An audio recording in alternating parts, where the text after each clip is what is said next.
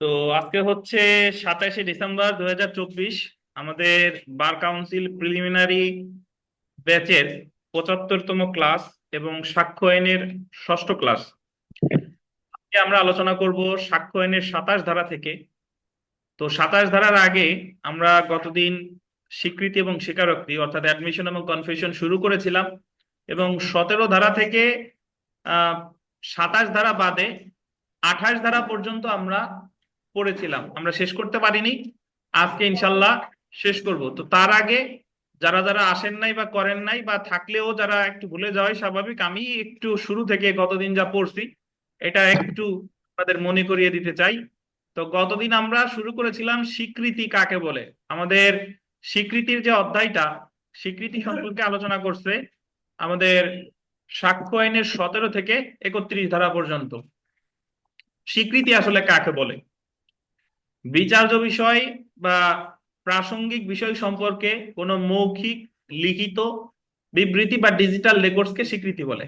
মানে যদি কোনো ব্যক্তি বিচার্য বিষয় বা প্রাসঙ্গিক বিষয় সম্পর্কে কোনো মুখ দিয়ে কোনো কথা বলে, কোনো কিছু লিখিত দেয় বা ডিজিটাল রেকর্ডস, তো মানে জানেন আপনারা, ধরেন অডিও, ভিডিও, এগুলো হলো ডিজিটাল রেকর্ডস এর অন্তর্ভুক্ত, তাহলে সেটা স্বীকৃতি বলে গণ্য হবে।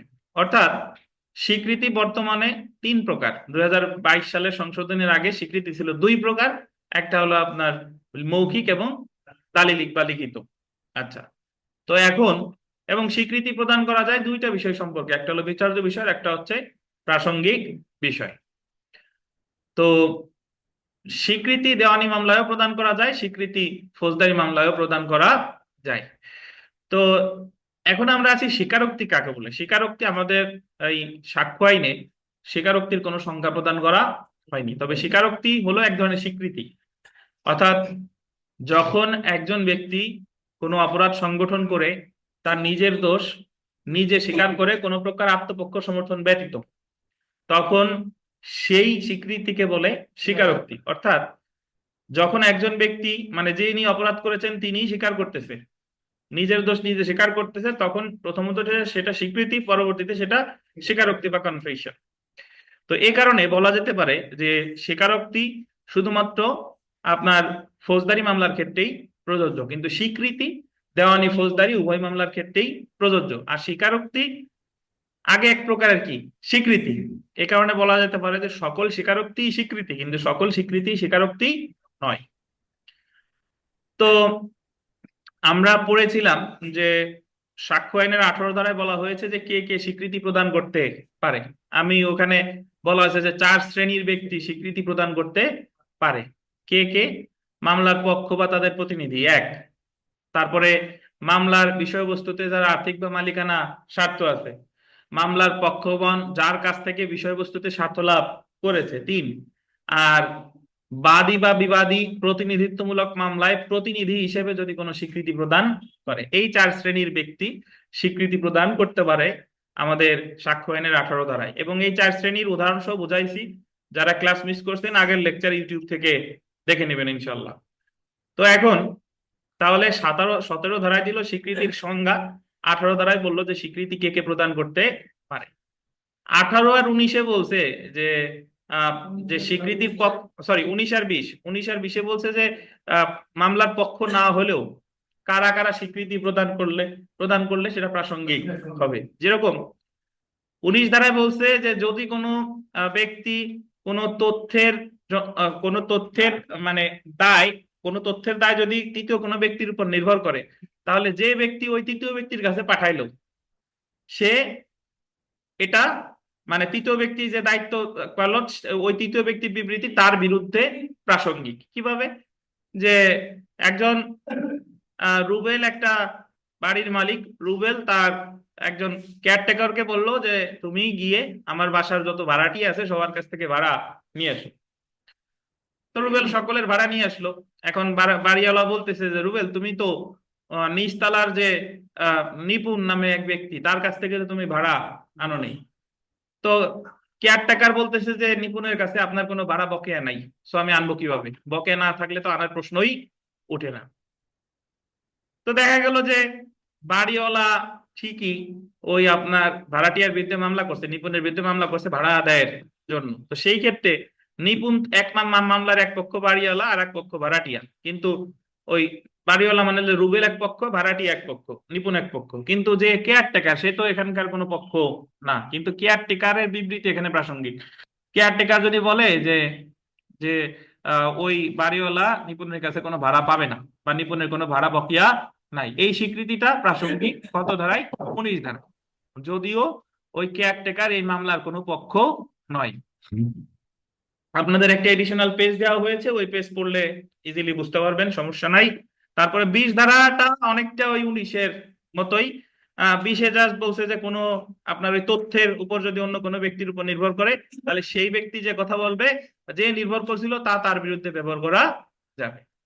যেরকম আমার কাছে একটা ঘোড়া কিনতে আসছে, আমি ঘোড়া বিক্রি করবো, আমার ঘোড়ার খামার আছে, একটা লাল ঘোড়া বিক্রি করব।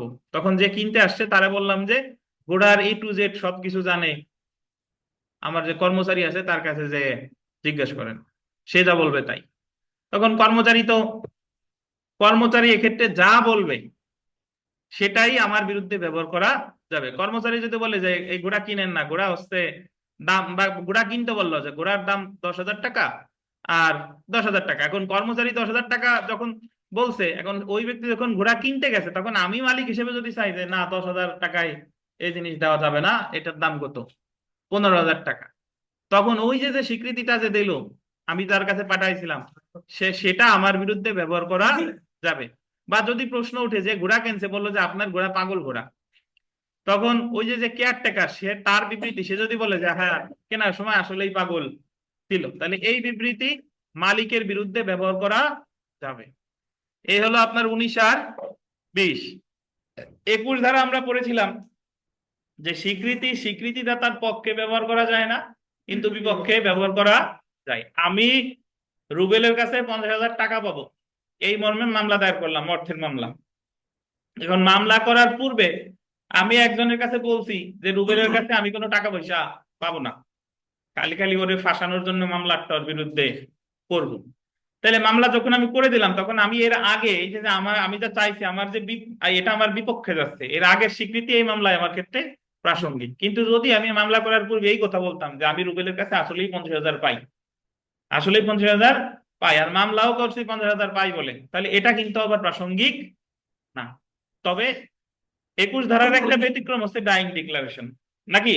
যে স্বীকৃতিটা তার পক্ষে কিভাবে প্রমাণ করা যায়? মৃত্যুকালীন ঘোষণার সময় প্রমাণ করা যায় কিভাবে? যে আমি বললাম আমি মারা যাওয়ার আগে ডাক্তার সাহেবের কাছে বিবৃতি দিয়ে গেলাম যে অমুক অমুক অমুক আমাকে এমন অত্যাচার করেছে যে যে কোনো সময় আমি মারা যেতে পারি, এবং ঠিক আমি মারা গেলাম। তো ডাক্তার সাহেব তো এই মৃত্যুকালীন ঘোষণা প্রমাণ করলে, এখন আমি মারা যাওয়ার আগে যে স্বীকৃতিটা দিয়ে গেছে এটা তো আমার পক্ষেই আসে, পক্ষে আসলেও এটা প্রাসঙ্গিক সাক্ষ্য আইনের কত ধারায়? 21 ধারায়। আচ্ছা, 22 ধারায় আমরা পড়ছিলাম যে কোন কোন ক্ষেত্রে দলিলে দালিলিক সাক্ষ্য প্রমাণের জন্য মৌখিক সাক্ষ্য দেওয়া যায়। এটা হচ্ছে যে দলিলটা যদি খাঁটি অথবা জাল বলে কোনো মামলার বিষয়বস্তু হয়, সেক্ষেত্রে মৌখিক সাক্ষ্য বা মৌখিক স্বীকৃতি দেওয়া যেতে পারে 22 ধারায়। 22 ক ভাই, 22 ক হলো ডিজিটাল রেকর্ডস এর ক্ষেত্রে মৌখিক স্বীকৃতি, ওই একই। যদি প্রশ্ন ওঠে ডিজিটাল রেকর্ডস কি খাঁটি নাকি জাল বা ভুয়া, তো তখন সেই ক্ষেত্রে মৌখিক সাক্ষ্য দেওয়া দিতে পারে 22 ক। তো 2022 সালের আগে 22 ক ধারাটা ছিল না, 22 ক ধারা পরবর্তীতে যোগ করা হয়েছে। 23 ধারায় বলা হয়েছে যে দেওয়ানি মামলায় কোন কোন ক্ষেত্রে স্বীকৃতি দেওয়া যাবে না। দুইটা ক্ষেত্রে, কোন কোন ক্ষেত্রে দেওয়া যাবে তা কিন্তু বলে নাই, বলছে কোন কোন ক্ষেত্রে দেওয়া যাবে না, দুইটা ক্ষেত্রে। বা স্বীকৃতি দিলেও সেটা প্রাসঙ্গিক হবে না যদি আগে থেকেই তার সাথে বলা থাকে যে ভাই আমি তোমার সাথে যা যা বলতেছি নাকি না এটা এমনি মনের কথা, কিন্তু এটা নিয়ে কিন্তু ভবিষ্যতে আমার এটা সাক্ষ্য হিসেবে ব্যবহার করা যাবে না, এক। আর দুই যেটা, সেটা হলো যে যদি তাদের মধ্যে পূর্ব থেকে একটা চুক্তি থাকে যে আমরা যা যা বলি না কেন এটা কিন্তু ফর্মাল ওয়েতে আদালতে সাক্ষ্য হিসেবে উপস্থাপন করা যাবে না। তাহলে যদি উভয় পক্ষের মধ্যে আগে থেকে কি থাকে, মানে বলা থাকে অথবা চুক্তি থাকে, এই দুইটা ক্ষেত্রে সাক্ষ্য হিসেবে প্রাসঙ্গিক হবে না। আচ্ছা, তো এরপরে আমরা 23 ধারা পড়লাম, এরপর 24 ধারা। 24 ধারা তো আমরা বিস্তারিত বললাম যে স্বীকারোক্তি। স্বীকারোক্তি হলো যে যখন কোনো ব্যক্তি নিজের দোষ নিজে স্বীকার করে, প্রথমত সেটা হচ্ছে স্বীকৃতি, পরবর্তীতে সেটা হচ্ছে কি স্বীকারোক্তি।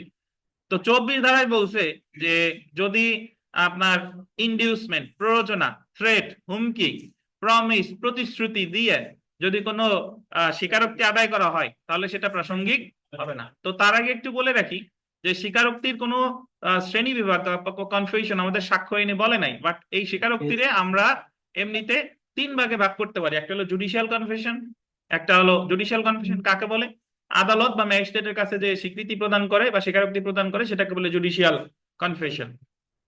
এক্সট্রা জুডিশিয়াল কনফেশন ম্যাজিস্ট্রেট ছাড়া বা আদালত ছাড়া দুনিয়ার আর যার কাছে দেখ না কেন সেটা বলে এক্সট্রা জুডিশিয়াল কনফেশন। রেট্রাক্টেড কনফেশন, একবার স্বীকারোক্তি প্রদান করার পর যদি সেটা আমি প্রত্যাহার করি, বললাম যে আমার ভয় দেখাইয়া আমার স্বীকারোক্তি আদায় করতে, আমি আগের স্বীকারোক্তি বাতিল চাই বা প্রত্যাহার চাই, এটাকে বলে রেট্রাক্টেড কনফেশন। তিন প্রকার। এছাড়া আরো দুই ভাগে ভাগ করা যায়, একটা হলো ইনকালপেটরি আর একটা হলো এক্সকালপেটরি। ইনকালপেটরি মানে হলো যে যে নিজেকে জড়াইয়া দোষ স্বীকার করে। আমি বললাম যে আমি তো ঘরে আগুন দিছি, সাথে বিকাশ আর রুবেলও ছিল, ওরাও সহায়তা করছে পেট্রোল দিয়ে আমারে। তো এটাকে বলে ইনকালপেটরি, নিজেরে জড়াইয়া। আর এক্সকালপেটরি মানে হলো আমি নিজেরে জড়াই নাই, অন্য অন্যদের দোষ দিচ্ছি, তাহলে এটাকে বলে এক্সকালপেটরি কনফেশন।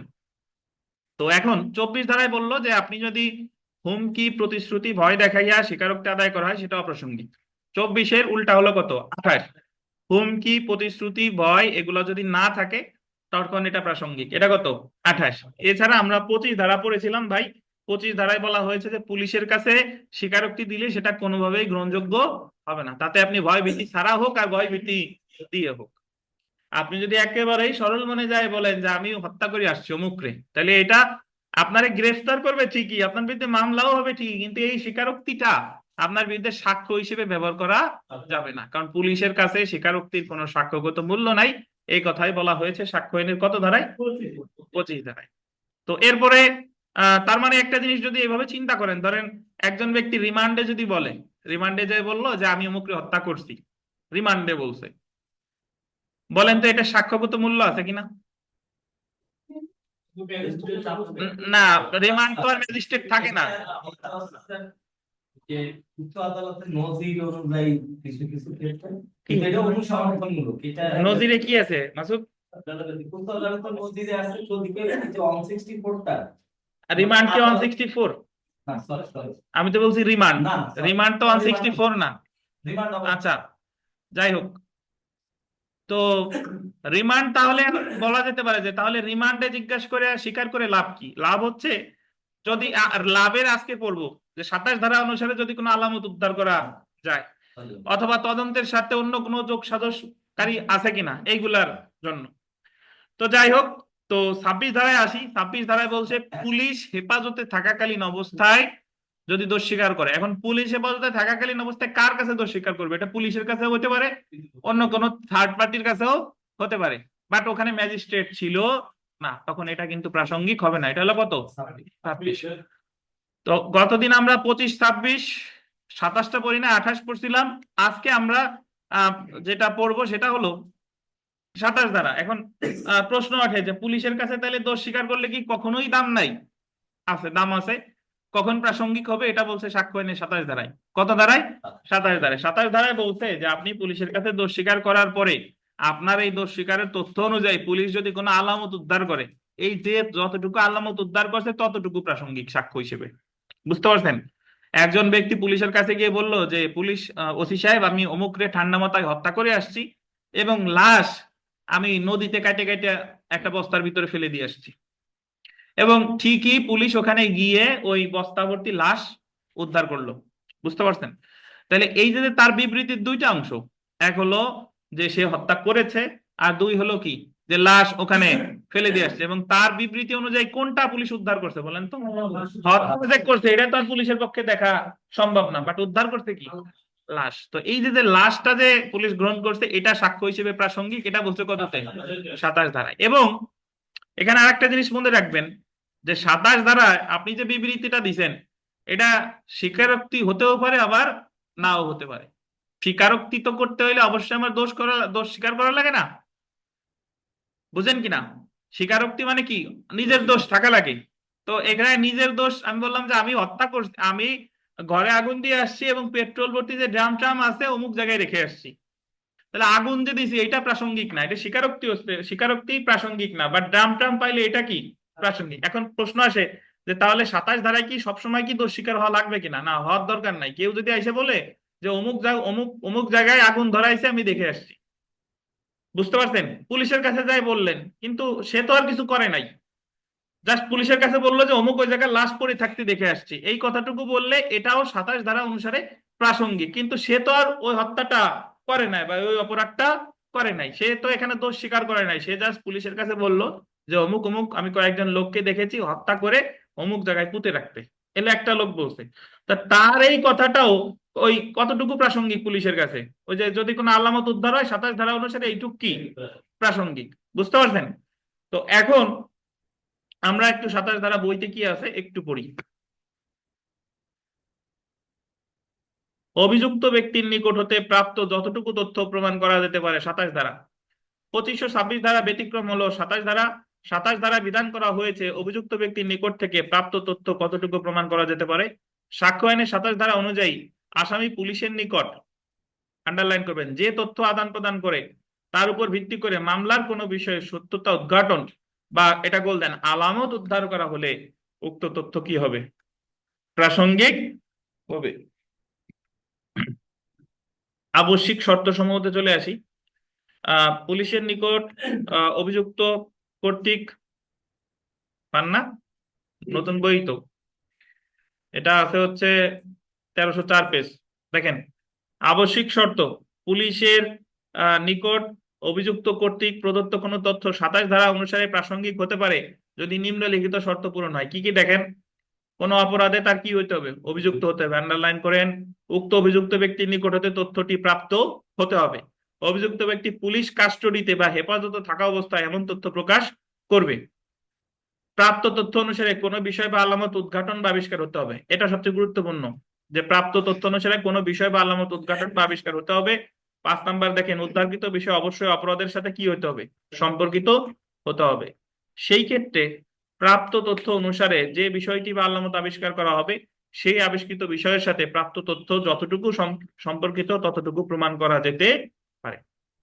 27, এটা যতটুকু সম্পৃক্ত, দেখছেন, যতটুকু সম্পর্কিত ততটুকু প্রমাণ করা যেতে পারে। 27 ধারা যে সম্পূর্ণ প্রাপ্ত তথ্য প্রাসঙ্গিক করেছে বিষয়টি এমন নয়, বরং তথ্য অনুসারে আবিষ্কৃত বিষয়ের সাথে প্রাপ্ত তথ্য যতটুকু সম্পর্কিত ততটুকু প্রমাণ করা যেতে পারে। এখন আপনাদের পুরাতন বইতে নাই, বাট নতুন বইতে একটা কেস রেফারেন্স আছে, দেখেন, মোহাম্মদ সিদ্দিকুর রহমান এবং অন্যান্য, রাষ্ট্র, 1987, বিএলডি এডি 97, আন্ডারলাইন করে 3টে স্টার দেন। এটা আসলে কি বলছে একটু যদি দেখি। এই মামলায় অভিযুক্ত জমির উদ্দিন তদন্তকারী কর্মকর্তার নিকট বিবৃতি প্রদান করেছিল। কে বিবৃতি প্রদান করেছিল? অভিযুক্ত। উক্ত তদন্তকারী কর্মকর্তা আদালতে সাক্ষ্য দিয়েছিল যে অভিযুক্ত জমির উদ্দিন এবং শঙ্কর মাহমুদ আমার নিকট দোষ স্বীকারোক্তি দিয়েছিল যে তারা হাজী ইয়াসিন এবং অন্যান্য 5 জনকে হত্যা করেছে এবং উক্ত মৃতদেহগুলো অভিযুক্ত মেহের আলীর হলুদের মাঠে কবর দিয়েছে। বলতেছে যে আমার নিকট দোষ স্বীকার করে দিয়েছিল যে, তদন্তকারী কর্মকর্তা বলতেছে, তদন্তকারী কর্মকর্তা মানে কি? Investigating officer. সে বলতেছে যে আমার নিকট স্বীকারোক্তি দিছে কে কে? অভিযুক্ত ব্যক্তি, যে জমির উদ্দিন এবং শঙ্কর মাহমুদ, তারা আমার কাছে স্বীকারোক্তি দিছে যে তারা 5 জন তারা হত্যা করছে এবং কোথায় পুঁতে রাখছে? হলুদের মাঠে বা হলুদের বাগানে, হলুদ যে জায়গা লাগায়। অতঃপর তারা আমাকে উক্ত মাঠে নিয়ে যায় এবং উক্ত কবর দেখায়, সেখান থেকে 6টি মানুষের কঙ্কাল উদ্ধার করা হয়। তো সিদ্ধান্ত যদি দেখি, এটা পরিষ্কার যে দোষ স্বীকারের প্রথম অংশ, যেরকম হাজী ইয়াসিন এবং অন্যান্য 5 জনকে হত্যা করেছে, অগ্রহণযোগ্য। যদিও দোষ স্বীকারোক্তির দ্বিতীয় অংশ, মৃতদেহগুলো হলুদের মাঠে কবর দিয়েছিল, এটা কি গ্রহণযোগ্য? এখন একটু বুঝাই। আমরা যখন সাক্ষ্য আইনের 60 ধারায় পড়েছিলাম যে oral evidence must be direct, মৌখিক সাক্ষ্য কি হতে হবে? প্রত্যক্ষ হতে হবে। তাহলে 60 ধারা অনুসারে শোনা সাক্ষ্য গ্রহণযোগ্য ছিল না? ছিল না। কিন্তু শোনা সাক্ষ্যের ব্যতিক্রম কয়টা পড়ছিলাম আমরা? রেজ গেস্টি, তারপরে এই যে স্বীকৃতি স্বীকারোক্তি, আর একটা হচ্ছে কি আপনার 32-33। জি। তো এখন রেজ গেস্টির ক্ষেত্রে কখন শোনা সাক্ষ্য গ্রহণযোগ্য সেটা কিন্তু আগের দিন ব্যাখ্যা করা হয়েছে। ওই যে আলামিন সাহেব উদাহরণ দিছিল, আপনাদের মনে আছে কিনা, যে আমি অমুক অমুক অমুকের কাছে শুনছি তারা শুধু ওই ওই অমুক জায়গায় গোপালগঞ্জে তো হামলা করছেই, তারা ফোনে কথা বলতেছে, আমি শুনছি গোপালগঞ্জে হামলা করছে, আর আর সারা বাংলাদেশের বিভিন্ন জায়গায় তাদের এজেন্ট আছে, তারা অমুক অমুক জায়গায়ও হামলা করেছে, তাহলে সকল ঘটনা একই কার্যের অংশ। ওই যে ব্যক্তি শুনছে সে তো সব জায়গা ছিল না, এটা শোনা সাক্ষ্য রেজ গেস্টির ক্ষেত্রে কি প্রাসঙ্গিক। এখন স্বীকৃতি স্বীকারোক্তির ক্ষেত্রে শোনা সাক্ষ্য কিভাবে প্রাসঙ্গিক? এই যে তদন্তকারী কর্মকর্তা, তদন্তকারী কর্মকর্তার কাছে এক ব্যক্তি এসে বলতেছে, অভিযুক্ত বলতেছে যে আমি এবং আমার 5 জন সাথী একজন ব্যক্তিকে হত্যা করে অমুক জায়গায় পুঁতে রাখছি। এই কথাটা বলছে কার কাছে? তদন্তকারী কর্মকর্তার কাছে। এবং পরবর্তীতে তদন্তকারী কর্মকর্তা তার তথ্য অনুসারে ওই লাশটা কি করছে? উদ্ধার করছে। তো তদন্তকারী কর্মকর্তা এক সময়, ভাই উনি আদালতে সাক্ষী হিসেবে উপস্থাপন হবে না, উপস্থাপিত হবে না? উনি তো, ওনার তো সাক্ষ্য গ্রহণ করা হবে, ওর সাক্ষী গ্রহণ করা হবে। তখন উনি বলতেছে যে আমি, আমার কাছে অভিযুক্ত অমুক এসে বলছে যে সে অমুকরে হত্যা করে অমুক জায়গায় যে লাশ কি পুঁতে রাখছে, এবং পরবর্তীতে আমি আমি ওই ঘটনাস্থলে গিয়ে লাশের কঙ্কাল উদ্ধার করি এবং ডিএনএ টেস্ট করে জানা যায় যে মারা গেছে এটা তারই কঙ্কাল। তাহলে তদন্তকারী কর্মকর্তা এই জায়গায় যে কথাটা প্রথমে শুনছিল, কি সাক্ষ্য? শোনা সাক্ষ্য। শোনা সাক্ষ্য কিনা বলে? হ্যাঁ, কারণ সে তো ওই ওই অভিযুক্তের কাছ থেকে শুনলো, বা ঘটনাস্থলে তো আর সে ছিল না। তো এখন বুঝলেন যে স্বীকৃতি স্বীকারোক্তির ক্ষেত্রে কিভাবে শোনা সাক্ষ্য প্রাসঙ্গিক, রেজ গেস্টির ক্ষেত্রে বুঝলেন, আর স্বীকৃতি স্বীকারোক্তির ক্ষেত্রে কিভাবে শোনা সাক্ষ্য প্রাসঙ্গিক। আচ্ছা, বাদ থাকলো একটা, সেটা হলো 32 আর 33, সেটা আজকেই পড়বো ইনশাল্লাহ।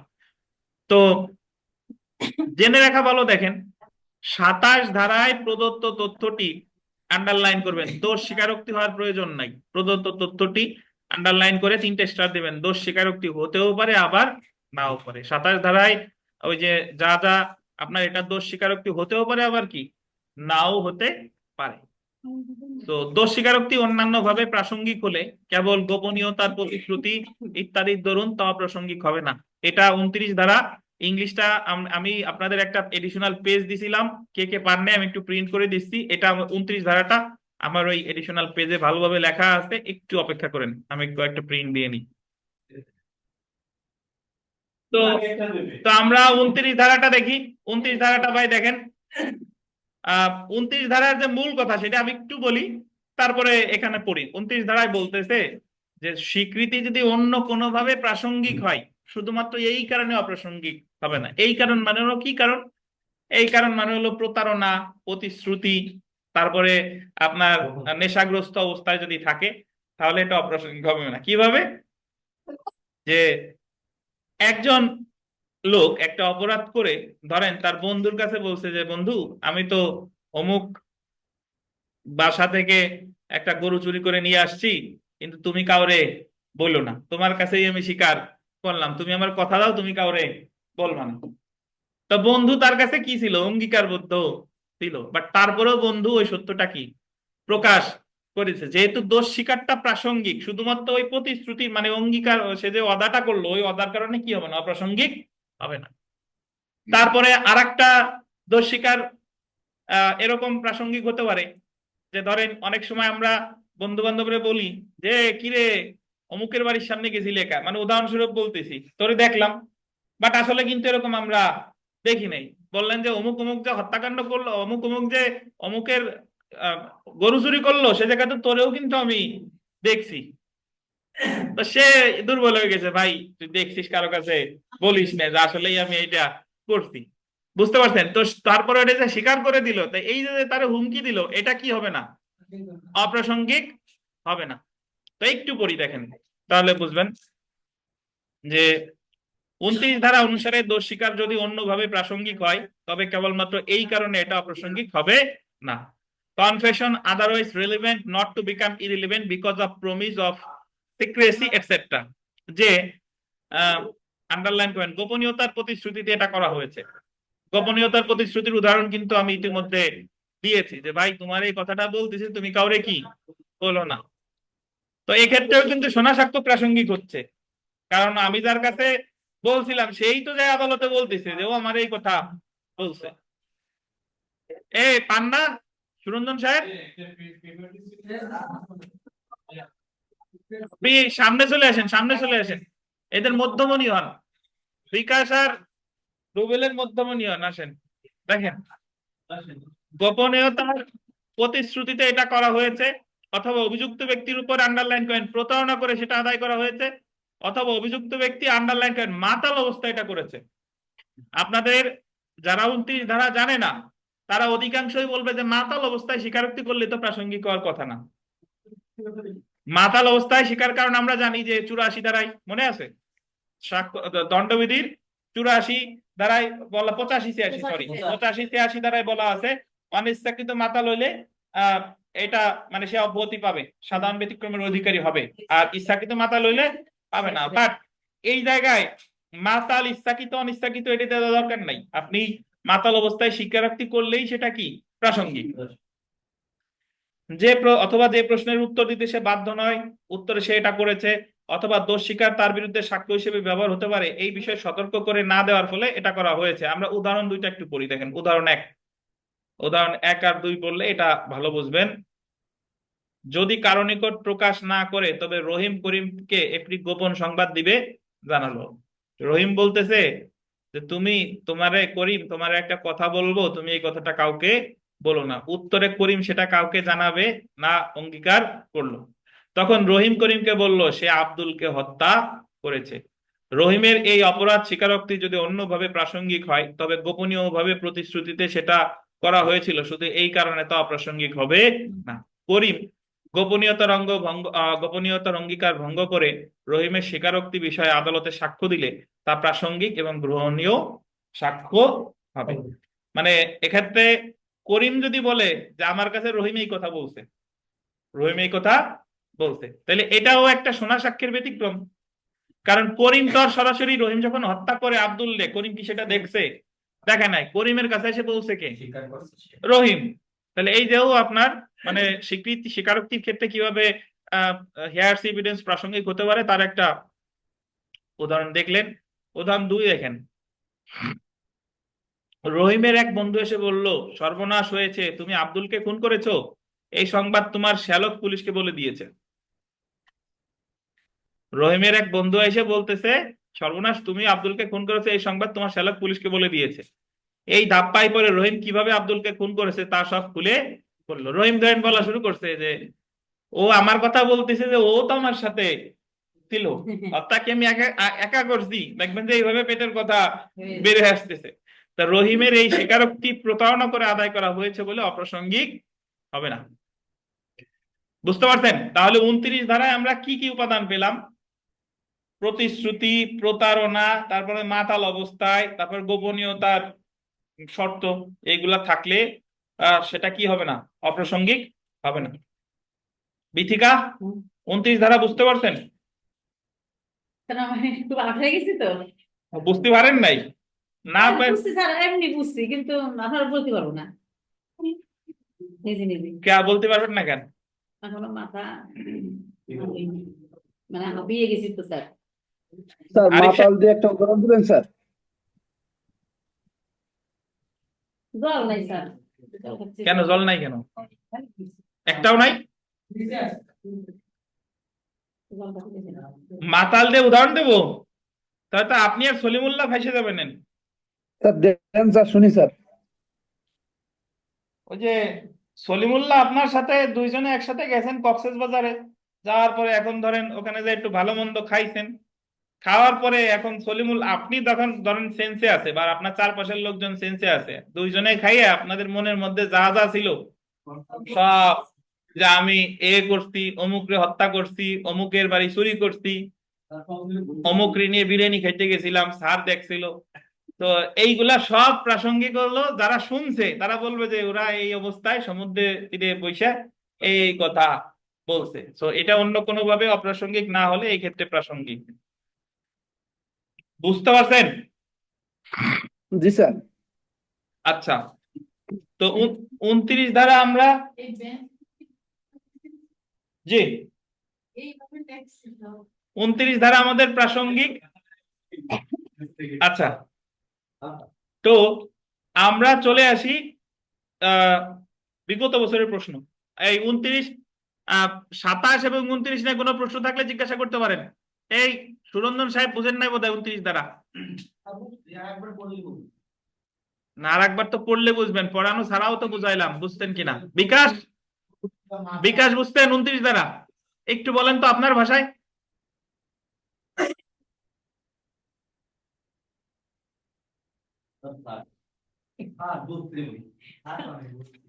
আমি একজনের জীবনে না বলতে শুনি নাই, বুঝুক আর না বুঝুক সে উত্তর দিতেছে, সে হলো আরিফ সাহেব। সে কোনোদিন থাক বলে নাই তো। আরিফ সাহেব কো আসে নাই কেন? আগের দিনও তো আসলো না। আচ্ছা, এই রুবেল বলতে পারবেন? রুবেল 29 ধারা বলেন দেখি। বলেন বলেন, দ্রুত বলেন।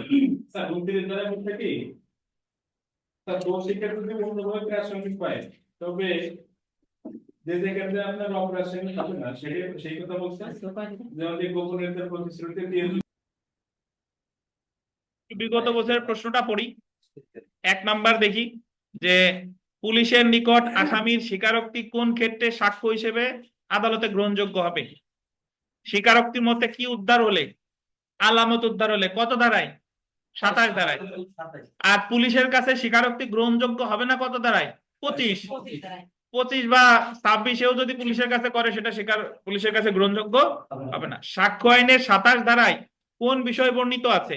স্বীকারোক্তি মতে আলামত উদ্ধার হলে সাক্ষ্য হিসেবে কি বলেন? গ্রহণযোগ্য। তো আমরা সেলফ প্র্যাকটিসে যে প্রশ্নগুলো আছে, বিশেষ করে 5 নাম্বার প্রশ্নটা একটু দেখেন যে এ তদন্তকালে একজন পুলিশ কর্মকর্তার কাছে প্রকাশ করে সে গুলি করে বি কে হত্যা করেছে। খুনের ঘটনায় ব্যবহৃত আগ্নেয় অস্ত্রটি এর দেখানো মতে নিকটবর্তী একটি জঙ্গল থেকে উদ্ধার করা হয়। এই ক্ষেত্রে নিম্নলিখিত কোন বক্তব্যটি সঠিক? আগ্নেয় অস্ত্রটি উদ্ধারের সাথে তথ্যটি যতটুকু সম্পর্কিত ততটুকু, বাট হত্যা যে করেছে এটা কি হবে না? প্রাসঙ্গিক হবে না। কত দ্বারাই? এই সুরঞ্জন সাহেব, ধরেন একজন লোক পুলিশের কাছে গিয়ে, সেম উদাহরণটা, একজন লোক পুলিশের কাছে গিয়ে বলল যে সে একজনকে হত্যা করছে, হত্যা করে ওই পিস্তলটা সে অমুক পুকুরে ফেলে দিছে। তা এখন পুলিশ গিয়ে ঠিকই ওই ডুবুরি দিয়ে দিয়ে তল্লাশি করে ওই জায়গা থেকে পিস্তলটা উদ্ধার করছে। এখন আপনার আমি সহজ করে দেই, পুলিশের কাছে সে যে বললো যে অমুককে হত্যা করছে এটা সাক্ষ্য হিসেবে প্রাসঙ্গিক হবে না, আর পিস্তল যে উদ্ধার করছে এতটুকু সাক্ষ্য হিসেবে প্রাসঙ্গিক হবে। এখন আপনার কাছে আমার প্রশ্ন, সুরঞ্জন সাহেবের কাছে, যে এই যে সে হত্যা করছে এটা যে সাক্ষ্য হিসেবে প্রাসঙ্গিক হবে না, এটা কত দাঁড়ায়? হবে না। হ্যাঁ, এটা প্রাসঙ্গিক হবে না। যে সে দোষ স্বীকার করছে পুলিশের কাছে, এটা প্রাসঙ্গিক হবে না, কত দাঁড়ায়? বিকাশ 25 দাঁড়ায়। আর ওই যে যে আলামত যে উদ্ধার হইছে এটা প্রাসঙ্গিক হবে, রুবেল কত দাঁড়ায়? 27 দাঁড়ায়। বুঝতে পারছেন? জিনিস কিন্তু খুব সোজা, নার্ভাস হওয়ার কিছু নাই। 25-26-এ পুলিশের কাছে প্রাসঙ্গিক হয় না, আর যদি কোনো আলামত উদ্ধার হয় সেটা প্রাসঙ্গিক কত দাঁড়ায়? 27 দাঁড়ায়। 6 নাম্বারটা দেখেন যে দোষ স্বীকারোক্তি অন্যান্য ভাবে প্রাসঙ্গিক হলে কেবল গোপনীয়তার প্রতিশ্রুতি ইত্যাদির দরুন তা অপ্রাসঙ্গিক হবে না। Confession otherwise relevant not become irrelevant because of promise of secrecy, মানে গোপনীয়তার প্রতিশ্রুতি এটসেট্রা, কত দাঁড়ায়? 29 দাঁড়ায়। তো আপনারা একটু বিরতি, আপনারা একটু চা পান টান করেন, আমি একটু এখন যে ধারাগুলো পড়তে যাব এটা খুবই গুরুত্বপূর্ণ একটা বিষয়, এবং এখান থেকে লিখিত পরীক্ষায় প্রশ্ন আসে। তো এখানে ধারা হচ্ছে 30 ধারা, 114 খ ধারা আর 133 ধারা। তো বইতে পড়বো পরে, আগে আপনারা আমার কথা শুনেন, তারপরে বই পড়বো। তো আমাদের 30 ধারায় বলা হয়েছে, সাক্ষ্য আইনে 30 ধারায় বলা হয়েছে যে কখন দুষ্কর্মের সহযোগীর স্বীকারোক্তি প্রাসঙ্গিক। দুষ্কর্মের সহযোগীর স্বীকারোক্তি প্রাসঙ্গিক। এখন দুষ্কর্মের সহযোগীকে বলে কো অ্যাকিউজড। কি বলে বলেন? কো অ্যাকিউজড।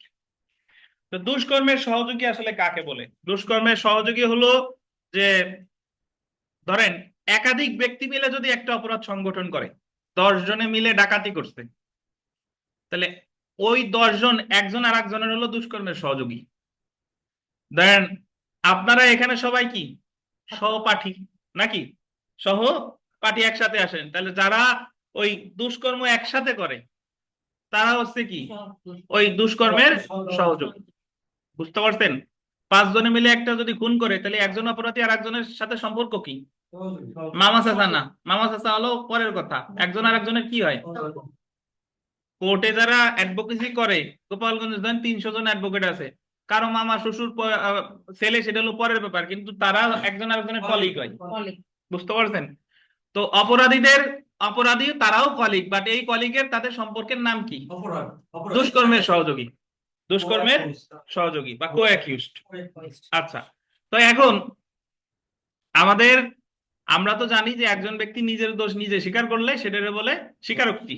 সুরঞ্জন সাহেব, ধরেন সুরঞ্জন সাহেব আপনি একটা হত্যা করছেন, এখন আপনি যদি ম্যাজিস্ট্রেটের কাছে বা কারো কাছে বলেন যে আমি আসলে অমুকরে হত্যা করেছি, এটা হচ্ছে কি? স্বীকারোক্তি, যেহেতু নিজের দোষ আপনি নিজে স্বীকার করেছেন। কিন্তু বিষয়টা যদি এরকম হয় যে রুবেল, সুরঞ্জন আর বিকাশ, এই 3 জনে ধরেন একজনকে হত্যা করছে, তো সুরঞ্জন বলতেছে যে আমি তো হত্যা করছি, আমি একা করি নাই, আমার সাথে সাথে বিকাশ আর রুবেলও ছিল, তারাও, আমি তাকে গুলি করছি, তারাও গুলি করছে, শুধু আমি একা গুলি করে হত্যা করি নাই, তারাও কি করেছে?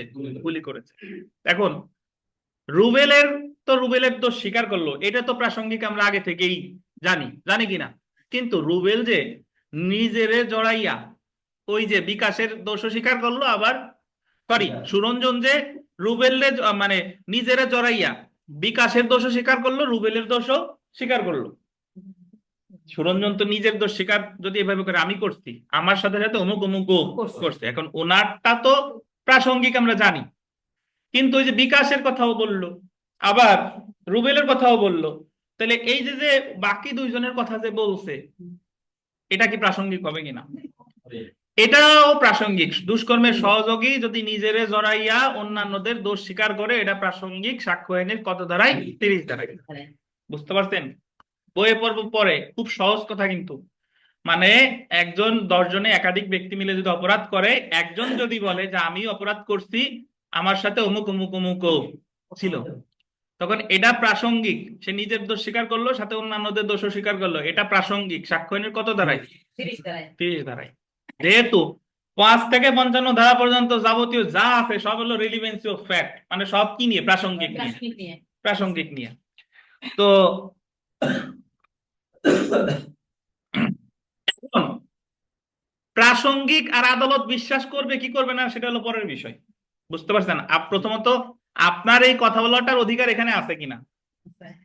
ধরেন প্রাসঙ্গিকতা হচ্ছে কিরকম, যে আপনাদের যাদের বার কাউন্সিলের রেজিস্ট্রেশন কার্ড পাইছেন, তারা তো আগামী পরীক্ষায় অ্যাটেন্ড করতে পারতেছেন, কিন্তু আপনারা পাস করবেন কি করবেন না সেটা হলো পরের বিষয়, কিন্তু পরীক্ষা দেওয়ার যোগ্যতাটা তো আপনার হয়েছে। হ্যাঁ, আজকে দেখবো। বুঝতে পারছেন? আপনার রেজিস্ট্রেশন হয়ে গেছে ইনশাল্লাহ। আজকে বিস্কুট খাইছেন না সবাই? হয়ে গেছে, দেখেন। তো বিষয়টা হচ্ছে যে, তো এই যে তার এই কথাগুলো প্রাসঙ্গিক। এখন তার কথা সুরঞ্জনের, স্যার পরীক্ষার কি ডেট দিছে? না না না না, পরীক্ষা ডেট দেন। যা বলি এটা মনোযোগ দিয়ে শুনেন। তো এখন সুরঞ্জন এই কথা বলছে, এটা তো নিজের দোষ প্রাসঙ্গিক, অন্যান্যদের নিয়ে বললো এটাও প্রাসঙ্গিক। এখন আদালত বিশ্বাস করবে কি করবে না, সেটা হচ্ছে কার বিষয়? আদালত। বিশ্বাস করার কথা 30 ধারায় বলে নাই। 30 ধারা আপনি জাস্ট মনে রাখবেন যে নিজেরে জড়াইয়া যদি অন্যান্যদের দোষ স্বীকার করে, এটা প্রাসঙ্গিক। এটা কত ধারায়? 30 ধারায়। কথা ক্লিয়ার? 30 ধারা বুঝতেন?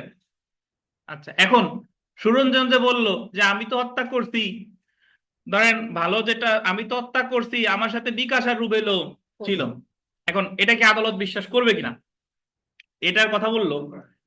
আমাদের সাক্ষ্য আইনের 114 খ, কত ধারা বললেন? 114 খ। 114 খতে বলছে যে দুষ্কর্মের সহযোগীর বিবৃতি বিশ্বাসের অযোগ্য যদি অন্যান্য তথ্য দ্বারা সমর্থিত না হয়। মানে কি বলতেছে? যে সুরঞ্জন সাহেব তো দুষ্কর্মের সহযোগী ছিল, তার কথা আদালত বিশ্বাস করবে যদি তার কথার সাথে অন্যান্য তথ্যের কি থাকে? মিল থাকে। বুঝেন কিনা? এখন এখানে সুরঞ্জন তো বললো দোষ স্বীকার করে খালাস, আর কিছু বলে নাই। এখন সুরঞ্জনের কথা আদালত তখনই বিশ্বাস করবে যখন ধরেন ওই হত্যাকাণ্ডটার তো আরো চাক্ষুষ সাক্ষী আছে না, রাষ্ট্রপক্ষ তো সাক্ষ্য সাক্ষীদের আনবে, সাক্ষীরা সাক্ষ্য দিবে, তাদেরকে জেরা করবে, তারা সবাই বলল যে হ্যাঁ সুরঞ্জন হত্যা করছে, সাথে রুবেল আর বিকাশও ছিল, PW1 PW2 PW3। PW1 মানে প্রসিকিউশন উইটনেস। যতজন সাক্ষী ছিল তাদের কথার সাথে সুরঞ্জন যে দোষ স্বীকার করছে এই কথার কি আছে, মিল আছে। যদি সুরঞ্জনের কথার সাথে অন্যান্য তথ্যের মিল থাকে তাহলে সুরঞ্জনের কথা আদালত বিশ্বাস করতে পারে, অন্যথায় বিশ্বাস করবে না। এটাই বলছে 114 কত খ। তাহলে 30-এর সাথে 114 ক্ষয়ের পার্থক্য কি ভাই? 30-এ বললো যে দুষ্কর্মের সহযোগী নিজেরে জড়াইয়া অন্যান্যদের দোষ স্বীকার করলে এটা প্রাসঙ্গিক। প্রাসঙ্গিক। ওই যে বার কাউন্সিল পরীক্ষা দিতে পারবেন, প্রাসঙ্গিক। এখন পাশ করবেন কিনা সেটা বলছে কি 114 খতে, যদি আপনি ঠিকঠাক ভাবে পড়াশোনা করেন, ভালো পরীক্ষা দেন, তাহলে পাশ করলেও করতে পারেন। তাহলে ওই কথাটা বলছে 114 খতে যে আপনার কথার সাথে যদি অন্যান্য তথ্যের কি থাকে, মিল থাকে, তাহলে আপনার কথা বিশ্বাসযোগ্য। কিন্তু যদি মিল না থাকে তাহলে কি বিশ্বাসযোগ্য না। এটা কত 114 খ। তাহলে বিথিকা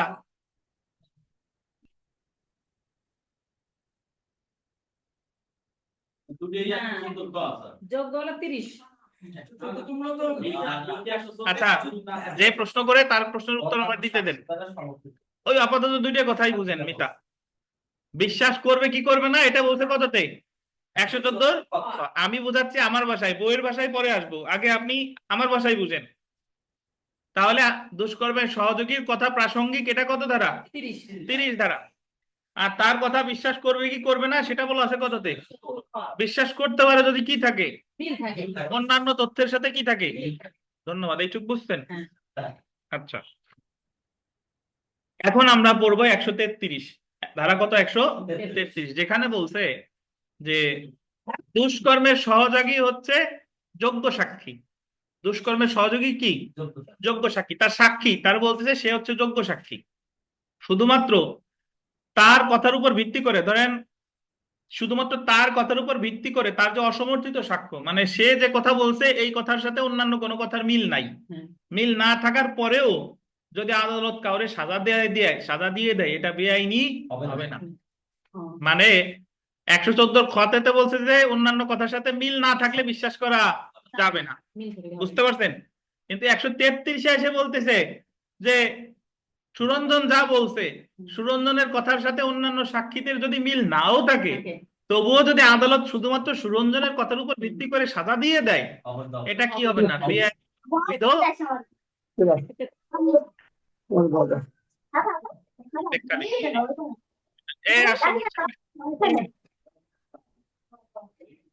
গোপন কথা শুনে ফেললাম, মিউট করেন। দেখেন তো, এই যে উনি এখন স্বীকারোক্তি করতে পারে যে আপনি কি কথা গোপন করছেন, আমরা কিন্তু শুনছি।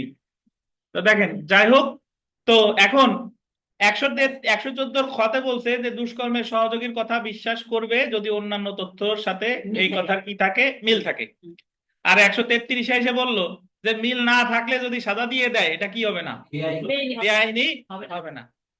তো এখন আপনাদের কাছে আপাত দৃষ্টিতে মনে হইতে পারে যে তাহলে 114 খর তো উল্টা হয়ে যাচ্ছে কি 133, উল্টা মনে হচ্ছে না? কারণ এই জায়গায় বললো মিল থাকা লাগবে, আর ওই জায়গায় বললো যে মিল যদি অসমর্থিত সাক্ষ্য মানে অন্যান্য তথ্যের সাথে যদি সমর্থনযোগ্য নাও হয় তবুও সাজা দিয়ে দিলে সেটা কি হবে না, বেআইনি হবে না বা অবৈধ হবে না। এখন আপাত দৃষ্টিতে আপনার সাংঘর্ষিক মনে হলেও প্রকৃতপক্ষে সাংঘর্ষিক নয়। কেন নয়? কারণ উচ্চ আদালতের বিভিন্ন নজিরে এসেছে যে অবশ্যই দুষ্কর্মের সহযোগীর ভিত্তিতে সাজা দেওয়ার যদিও বিধান আছে তার সাক্ষ্যের ভিত্তিতে, বাট অবশ্যই অন্যান্য তথ্য দ্বারা কি থাকতে হবে, সমর্থনযোগ্য থাকতে হবে, না হলে আদালত সাজা দিতে কি করছে, নিষেধ করছে। সাজা দিতে আদালত মানে আপনার নিরুৎসাহিত করেছে। আগে সতর্কতার সাথে আদালত বিবেচনা করবে, দুষ্কর্মের সহযোগীর বিবৃতি আগে শুনবে, শোনার পরে তারপরে অন্যান্য তথ্য যদি মিল থাকে তাহলে সাজা দিবে, না হলে দিবে না। 99% ক্ষেত্রে এই কাজ করবে। কিন্তু কিছু ক্ষেত্রে আদালত যদি ধরেন অন্য কোনো চাক্ষুষ সাক্ষী নাই বা শুনে মনে হচ্ছে যে অন্যান্য 5 জন আসামি আছে, 5 জনই দোষ স্বীকার করছে এবং 5 জনের কথা একই রকম যে তারাই আসলে অপরাধ করছে, তাহলে সেই ক্ষেত্রে যদি মানে কোনো, এবং এখানে মনে হচ্ছে যে তারা স্বেচ্ছায় সজ্ঞানে কোনো প্রকার হুমকি প্রতিশ্রুতি ছাড়াই দোষ স্বীকারটা করেছে, তাহলে যদি আদালত সাজা দিয়ে দেয় এটা কি হবে না, বেআইনি হবে না। দিন শেষে যে কথাটা বলি যে সালিশ মানি তালগাছটা আদালতের, বুঝতে পারছেন? আইনে যত যাই থাক না কেন, আদালত যদি সাজা দিয়ে দেয় সেটা কি হবে না, বেআইনি হবে না। এখন আমরা এখানে যা পড়বো সেটা তো আমরা পড়বোই। আমি আপনাদের যে তিনটা ধারা বুঝাইছি, একটা হলো 30 ধারা, 114 খ ধারা, আর কত 133। আমি আবার বলি শুনেন, যে দুষ্কর্মের সহযোগী নিজেরে জড়াইয়া অন্যান্যদের দোষ যদি স্বীকার করে এটা প্রাসঙ্গিক। কত ধারা? 30। এই যে দুষ্কর্মের সহযোগীর কথা আদালত বিশ্বাস করবে কি করবে না এটা বলছে 114 খ। যদি অন্যান্য তথ্য দ্বারা সমর্থিত হয় তাহলে বিশ্বাসের যোগ্য, আর নইলে বিশ্বাসের কি, অযোগ্য। আচ্ছা, 133-এ বসে বললো যে অন্যান্য তথ্য দ্বারা সমর্থিত না হলেও যদি সাজা দিয়ে দেয় কি হবে না, বেআইনি হবে না, বা দুষ্কর্মের সহযোগিতার যোগ্য সাক্ষী, এটাও বলছে কততে, 133। আমি বই পড়াই নাই, বাট আমি যতটুকু আপনাদের বলছি এইটুকু আপনারা বুঝছেন কিনা? এই অনলাইনে যারা আছেন বুঝছেন? জি স্যার। জি স্যার, বুঝতে পারছি স্যার। ধন্যবাদ। স্যার আমি বুঝছি স্যার। আচ্ছা শুনেন, আচ্ছা আমরা বইতে আসি। এই প্রতিটা সেকশন আপনাদের বিভিন্ন আইনের বিভিন্ন সেকশন যখন আমি পড়াই তখন এক একটা জিনিস পড়ানোর সময় আমার এক এক ভাইবার স্মৃতি মনে ওঠে। এই যে আমার এই যে 30 ধারা 114 খ আর 133, এটা নিয়ে আমার সাথে বেশ পেঁচাপাচি হয়েছিল যে সাবেক চিফ জাস্টিস হাসান ফয়েজ সিদ্দিকী। করোনার সময় আমার ভাইবা যতদিন মনে পড়ে 3 নভেম্বর 2020 ছিল, ওনার সাথে এরকম উনি একবার এক কথা বলে আমি আবার বলতেছি, মানে দিন শেষে তো 133-এ ভাই আদালত যদি শাস্তি দিয়ে ফেলে তাহলে তো আর কিছু করার নাই। যাই হোক আমরা পড়াই ফিরি। তো সেই লোক, স্যার আপনি দীর্ঘজীবী হন, আপনার অনেক অনেক দোয়া দিয়ে দিচ্ছে, আমার তো আর বয়স নাই, যদি ইউটিউবে শুনে থাকেন কোনোদিন আমার কথা তো শুনবে না উনি। তা উনি একজন বাজে লোক। বাজে লোক কেন? এই কারণে, কারণ এখন শুনলে শুনে বেড়াকে আমার আর কোনো ইয়া নাই, আর ইচ্ছা নাই, ভাই বা আমার বয়স নাই। কারণ এই লোক এতই ক্ষমতা যে চিফ জাস্টিস থেকে সে যখন রিটায়ারমেন্টে আসছে তখন আইন কমিশনে বা ওই যে জুডিশিয়াল সার্ভিস কমিশনের একটা কমিশনে ওখানে প্রশাসনিক পদে চাকরি করে। মানে বিষয়টা হলো অনেক এরকম যে আপনি আগে ছিলেন জেলাও দায়রা জজ, এখন হইছেন অবসরের পর পেশকার ওই আদালতে, বুঝতে পারছেন?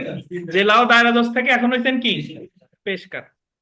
তো ন্যায় নীতির কথা অনেকেই বলা যায়, কিন্তু আমার এই যে 6টা ভাইবা আমি দিয়েছি, 4টেই উনি ছিলেন আমার বোর্ডে, এবং আমার সাথে ওনার কোনো শত্রুতা ছিল কিনা আমি জানি না। তবে উনিও যে মানে বিচারপতিরা যত ভাব দেয় যে আমরা আসলে ন্যায়ের প্রতি কোনো অন্যায় টন্যায় করি না, আসলে তা না। জি আসেন, যাই হোক। জি স্যার, এই বেটা একটা জাত খবির স্যার, আর নিচে না স্যার। দেখেন, আচ্ছা যাই, এবং মজার বিষয় হচ্ছে যে উনি চিফ জাস্টিস হিসেবে যত নিয়োগ পাইছে সবচেয়ে উনার এডুকেশনাল কোয়ালিফিকেশন সবচেয়ে কম। উনি হচ্ছে সেন্ট্রাল ল কলেজের 2 বছরের এলএলবি। বর্তমান যে চিফ জাস্টিস সে কোথায় পড়ালেখা করছে জানেন? ঢাকা ইউনিভার্সিটি, পরে পড়ছে অক্সফোর্ডে। আর উনি একমাত্র নিকৃষ্ট যে 2 বছর সেন্ট্রাল ল কলেজে পড়ে তারপরে উনি আমাদের কাছে। দেখেন আমরা পড়াই ফিরি। এখন অনেক জ্বালাময়ী কথা বললাম, কারণ আমার জীবনের জ্বালা বলা করে ফেলছে, আমার 6বার ভাইবা দিছে, আমার জীবন নষ্ট করে ফেলছে। দেখেন, আচ্ছা দেখেন, তো দেখেন সাক্ষ্য আইনের সাধারণ নিয়ম হলো যে ব্যক্তি দোষ স্বীকারোক্তি প্রদান করে উক্ত দোষ স্বীকারোক্তি তার বিরুদ্ধে প্রমাণ হিসেবে ব্যবহার করা হবে, অন্য কোনো ব্যক্তির বিরুদ্ধে না। সাধারণ নিয়ম হলো যে দোষ স্বীকার করবে শুধু তার বিরুদ্ধে ব্যবহার করা যাবে, অন্য কারো বিরুদ্ধে ব্যবহার করা যাবে না। কিন্তু আন্ডারলাইন করবেন, সাক্ষ্য আইনের 30 ধারা এই নিয়মের ব্যতিক্রম। কারণ গোল দিবেন, সহ অভিযুক্ত নিজেকে সহ অন্য অভিযুক্তকে জড়িয়ে কোনো দোষ স্বীকারোক্তি দিলে উক্ত দোষ স্বীকারোক্তি 30 ধারায় অন্যান্য সহ আসামির বিরুদ্ধে একটি বিষয় হিসেবে বিবেচনায় নেওয়া যাবে। তবে এখানে কতগুলো শর্ত আছে ভাই, খালি অন্যরে জড়াইলেই হবে না। দেখেন সাক্ষ্য আইনের 30 ধারায় বলা হয়েছে যে ক্ষেত্রে এটা গোল দেবেন একই অপরাধের জন্য, পুরাতন বইতে না থাকলে সমস্যা নাই, নতুন বইতে একই অপরাধের জন্য একাধিক ব্যক্তির যৌথ বিচার হচ্ছে, মানে উনি যাদের কথা বলতেছে তাদের বিচার উনার সাথে একই মামলায় হতে হবে, আলাদা মামলায় হলে হবে না, একই মামলায় হতে হবে। এবং এমন ব্যক্তিদের মধ্যে যে কোনো একজন স্বীকারোক্তি প্রদান করেছে যা দ্বারা সে নিজেকে ও অন্যকে জড়িত করেছে মর্মে প্রমাণিত হয়েছে, সেক্ষেত্রে আদালত এমন দোষ স্বীকারোক্তি উক্ত স্বীকারোক্তিকারী এবং অন্যান্য অভিযুক্ত ব্যক্তিদের বিরুদ্ধে বিবেচনায় নিতে পারে।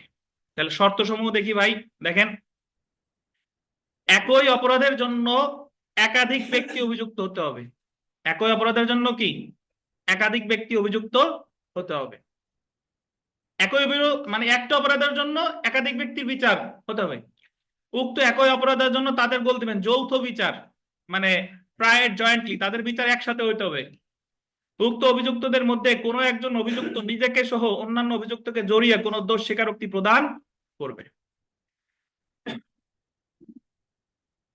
তো তারপরে দেখেন এমন দোষ স্বীকারোক্তি প্রমাণিত হলে আদালত উক্ত দোষ স্বীকারোক্তি প্রদানকারী সহ অন্যান্য অভিযুক্ত ব্যক্তিদের বিরুদ্ধে একটি বিষয় হিসেবে বিবেচনায় নিতে পারে। উদাহরণ দুইটা পড়লে আমরা ক্লিয়ার হবো। দেখেন একটু উদাহরণ দুইটা পড়ি, যে চন্দনকে হত্যার জন্য আরিফ এবং বিথিকার যৌথ বিচার হচ্ছে।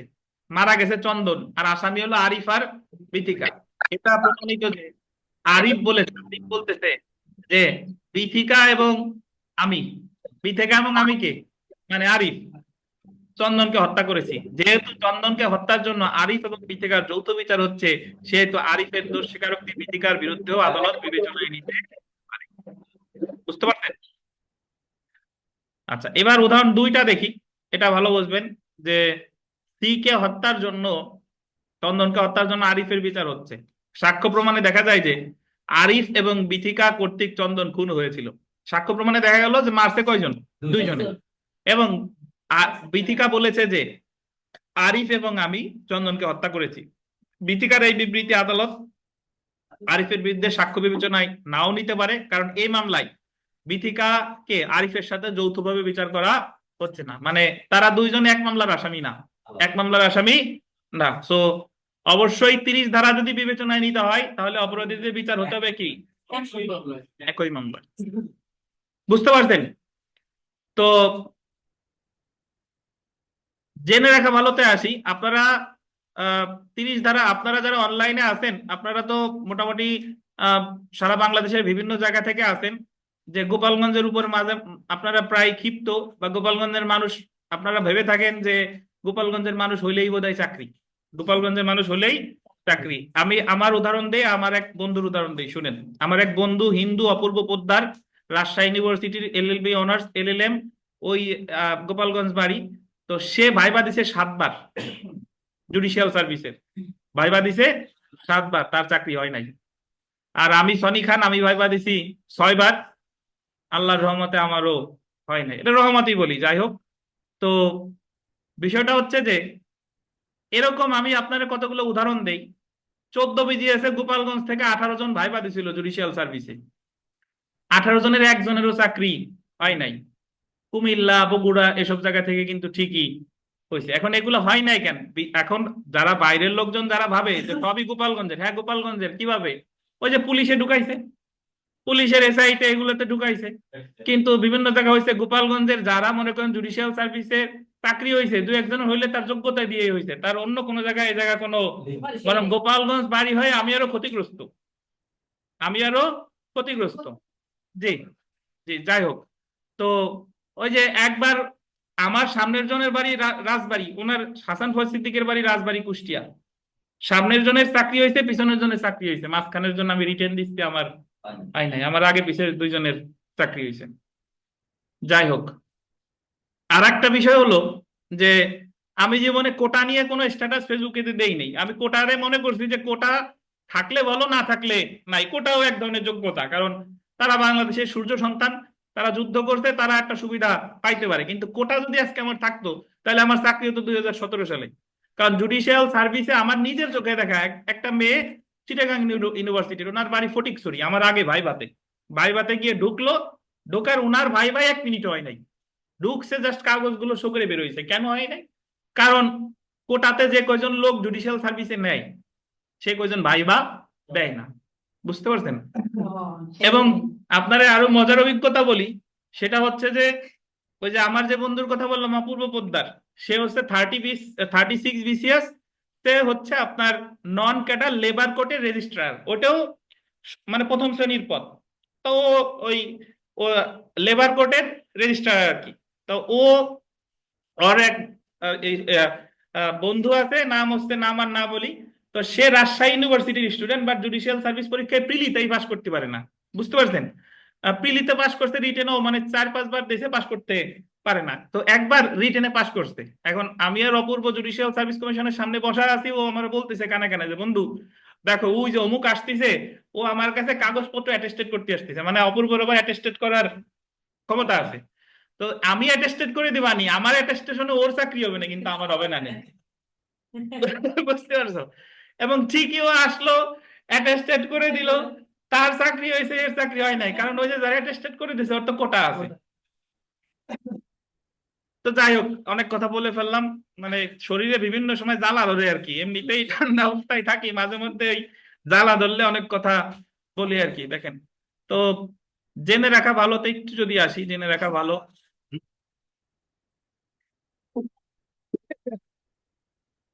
এখন আপনি যে কথা বললেন সেটার উত্তর আমি দিলাম না। দেখেন, 30 ধারাতে সহ অভিযুক্তের দোষ স্বীকারোক্তি নিয়ে আলোচনা করা হয়েছে। অন্যদিকে আন্ডারলাইন করবেন, 133 ধারায় দুষ্কর্মের সহচর বা অ্যাকমপ্লিসের সাক্ষ্য নিয়ে আলোচনা করা হয়েছে। 133 কিন্তু আমি বুঝাইছি না আপনাদের? জি, সহ অভিযুক্ত অন্য কোনো সহ অভিযুক্তের বিরুদ্ধে কোনো যোগ্য সাক্ষী না, তবে সাক্ষ্য আইনের আন্ডারলাইন করবেন 133 ধারা অনুসারে একজন দুষ্কর্মের সহচর অ্যাকমপ্লাইস, এটা গোল্ডেন, অন্য অভিযুক্তের বিরুদ্ধে যোগ্য সাক্ষী হবে। অ্যাকমপ্লাইস কো অ্যাকিউজড যা, অ্যাকমপ্লাইসও তাই। যদি আপনাকে বলে যে দুষ্কর্মের সহযোগী যোগ্য সাক্ষী, এটা বলা হয়েছে কত ধারায়? 133 ধারায়। এবং যদি পরীক্ষায় প্রশ্ন আছে যে অ্যাকমপ্লাইস উইটনেস, কত ধারায় বলা হয়েছে? 133। সহ অভিযুক্তের কো অ্যাকিউজড আন্ডারলাইন করেন, অসমর্থিত দোষ স্বীকারোক্তির। অসমর্থিত দোষ স্বীকারোক্তি মানে ভাই আনকরবোরেটেড কনফেশন। অসমর্থিত দোষ স্বীকারোক্তি বুঝেন তো, মানে ওনার দোষ স্বীকারের সাথে অন্যান্য সাক্ষীদের সাক্ষ্যের কোনো কথার কি নাই, মিল নাই। অন্য অভিযুক্তকে দণ্ডিত করা যায় না, এবং দণ্ডিত করা হলে সেটা আইনে কি নয়, রক্ষণীয় নয়। রাষ্ট্র বনাম লালু মিয়া 1987 AD 212 মামলায় বলা হয়েছে অন্যান্য সাক্ষ্যের সমর্থনে এমন দোষ স্বীকারোক্তি ব্যবহার করা যেতে পারে, কিন্তু যদি অন্য কোনো নির্ভরযোগ্য সাক্ষ্য না থাকে তাহলে এমন দোষ স্বীকারোক্তি সহ অভিযুক্তের দণ্ডের ভিত্তি হতে পারে না। বুঝতেন? কিন্তু পরের লাইনটা দেখেন, কিন্তু দুষ্কর্মের সহচরের অসমর্থিত সাক্ষ্যের ভিত্তিতে অন্য অভিযুক্তকে দণ্ডিত করা হলে উক্ত দণ্ড বেআইনি হবে। মানে বিষয়টা হচ্ছে অনেকটা এরকম যে আদালত সবসময় আপনার উচ্চ আদালত সবসময় নিরুৎসাহিত করতেছে যে আপনি শুধুমাত্র দুষ্কর্মের সহযোগীর উপর ভিত্তি করে কি দিয়েন না, দণ্ড দিয়েন না, দিয়েন না, দিয়েন না, দিয়েন না, দিয়েন না, মানে মিথ্যা কথা বলা হারাম, হারাম। কিন্তু মিথ্যা কথা বলা একটা সময় যায়, কোন সময় জানেন? জীবন বাঁচানোর জন্য। বা আমাদের ইসলামে আছে যে যে সকল জিনিস খাওয়া হারাম, কিন্তু যদি এমন পরিস্থিতি সৃষ্টি হয় যে ওই জিনিস ছাড়া আপনার আর নাই, বা ওই জিনিস না খাইলে আপনার দুর্যোগ্য ব্যাধি ছাড়তেছে না বা নিরুপায়, সেই সময় কিন্তু আবার খাওয়া কি। তো বিষয়টা অনেকটা সেরকম যে শুধু দুষ্কর্মের সহযোগীর ভিত্তিতে দণ্ড দিবে না, দিবে না, দিবে না, বাট আদালত যদি একবার কি দিয়ে ফেলে তাহলে এটা কি হবে না, বেআইনি হবে। তো দেখেন যে সহ অভিযুক্তর দোষ স্বীকারোক্তি কোনো আন্ডারলাইন করবেন, স্বতন্ত্র সাক্ষ্য নয়, আন্ডারলাইন করেন, স্বতন্ত্র সাক্ষ্য নয়, বরং একটি বিষয় হিসেবে আদালত বিবেচনায় নিতে পারে। আচ্ছা, স্বতন্ত্র সাক্ষ্য নয়, এটা কি বুঝেন কেউ? সাবস্টেন্টিভ এভিডেন্স না। জি, স্বতন্ত্র সাক্ষ্য আমি একটা আপনাদের খুব সহজ একটা বুদ্ধি দেই, মানে একটা হিন্টস বলে দিই, শুধু সেটাই স্বতন্ত্র সাক্ষ্য, আর কোন সাক্ষ্য স্বতন্ত্র না। কোনটা? ওই আপনার বিচারের সময় কাঠগড়ায় দাঁড়াইয়া যে কথা বলে, বা ওই সময় যে কাঠগড়ায় দাঁড়ায় যে কথা বলে, সেটাই শুধুমাত্র কি স্বতন্ত্র সাক্ষ্য। আর এই যে FIR বলেন, 161 বলেন, 164 বলেন, এগুলা কোনোটাই কি স্বতন্ত্র সাক্ষ্য না, এগুলো হলো অনুসমর্থন প্রকৃতির। মানে অন্যান্য সাক্ষ্যের সাথে যদি এই সাক্ষ্যের কি থাকে, মিল থাকে, তাহলেই এটা বিবেচনায় নেওয়া হবে, নতুবা নেওয়া হবে না। কারণ কেন, আমি একটা ব্যাখ্যা দিই, শোনেন। যে স্বতন্ত্র সাক্ষ্য, ধরেন 164, এই যে আমরা যে কথাগুলো, এগুলো তো মেইন 164 যে কথাগুলো বলে, সেগুলো 164 দ্বারায় আসামি দোষ স্বীকার করে, ফৌজদারি কার্যবিধির 164 দ্বারায়। তো 164 দ্বারায় যখন দোষ স্বীকার করে, তখন তারা কি প্রতিপক্ষের আইনজীবী কি জেরা করার সুযোগ আছে? মানে তারে কিন্তু জেরা করার কিন্তু কোনো সুযোগ নাই। তো বা সে জায়গায় শুধু ম্যাজিস্ট্রেট আর ওই ব্যক্তি উপস্থিত থাকে, আর কিন্তু কেউ থাকে না। তো এরপরে যে যে আপনার যে এফআইআর করি, পুলিশের কাছে যে জবানবন্দি 161, সো এগুলা কোনোটাই আপনার সাবস্টেন্টিভ এভিডেন্স না, মানে স্বতন্ত্র সাক্ষ্য না বা মূল সাক্ষ্য না, এগুলা সব হচ্ছে কি প্রকৃতির, অনুসমর্থন প্রকৃতির। মানে তরকারি দিয়ে পেট ভরবে না, এই তরকারি অন্য কিছুর সাথে রাইন দেয়া খাইতে হবে, বুঝতে পারছেন? তো সাক্ষ্য আইনের 30 ধারা আদালত সহ অভিযুক্তের 30 ধারা আদালত সহ অভিযুক্ত ব্যক্তির দোষ স্বীকারোক্তি অন্য অভিযুক্ত ব্যক্তির বিরুদ্ধে বিবেচনায় নিতে পারে, সাক্ষ্য হিসেবে নয় বরং অন্যান্য বিষয় হিসেবে। 133 ধারা অনুসারে একজন দুষ্কর্মের সহচরের বিবৃতি সাক্ষ্যের অন্তর্ভুক্ত এবং এমন সাক্ষ্য অন্য সহচরের দণ্ডের ভিত্তি হতে পারে। কারণ দণ্ড যদি একবার দিয়ে ফেলে কি হবে না, বেআইনি হবে না। তাহলে স্বতন্ত্র সাক্ষ্য কোনটা দাঁড়ালো বুঝলাম না, ডিটারমিনিং না, বুঝলাম না কিন্তু। আমরা তো জানি যে এগুলা সবই স্বতন্ত্র সাক্ষ্য আদালতে কাঠগড়ায় দাঁড়াইয়া যাহা বলিব সত্য বলিব, সত্য বলিয়া মিথ্যা বলিব না, এই যে যে আপনার মানে জবানবন্দি প্লাস যে জেরা, এইটাই হলো স্বতন্ত্র সাক্ষ্য। আর কোনোটা, আর এটা ছাড়া আর কোনোটাই স্বতন্ত্র সাক্ষ্য না। আসেন। জবানবন্দি প্লাস জেরা, হ্যাঁ হ্যাঁ, দেখেন। জি জি, দেখেন, বুঝতেন রুবেল, বুঝেন নাই? আমি বলছিলাম কি, ওই হারুকে শপথ গ্রহণের পরে এদের সাক্ষী দেবে, ওর স্টেটমেন্ট দেওয়ার পরে এক্সামিনেশন ইন চিফ জবানবন্দি, আর তারে প্রতিপক্ষের আইনজীবী যে কথা বলতেছে জেরা, এই জেরা আর এক্সামিনেশন ইন চিফে যা বলতেছে সবই স্বতন্ত্র সাক্ষ্য। এক্সামিনেশন ইন চিফ তো সে তার পক্ষে বলে যাচ্ছে, জেরা কেন করে, জেরা করে হলো প্রকৃত সত্য উদ্ঘাটনের জন্য, যে সে কি আসল কথা বলতেছে কিনা। জি জি জি, দেখেন 114 ধারার খ অনুচ্ছেদ অনুসারে আন্ডারলাইন করবেন, দুষ্কর্মের সহচর এর বিবৃতি সমর্থিত না হওয়া পর্যন্ত বিশ্বাসের অযোগ্য।